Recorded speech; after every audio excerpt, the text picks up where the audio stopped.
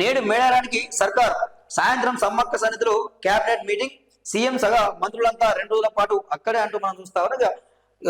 తొలిసారిగా అక్కడే మేడారంలో ఉన్న సమ్మక్క సారక్కలు దర్శించుకుందాం. అక్కడే కేబినెట్ మీటింగ్ కూడా ఏర్పాటు చేస్తా ఉన్నారు ముఖ్యమంత్రి రేవంత్ రెడ్డి గారు.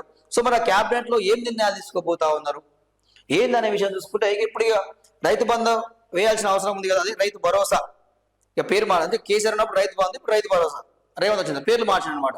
ఆ రైతు భరోసా మీద నిర్ణయం తీసుకునే అవకాశం కనిపిస్తా ఉన్నది. అదేవిధంగా దేవాదుల మీద కూడా నిర్ణయం తీసుకునే అవకాశం కనిపిస్తా ఉన్నది.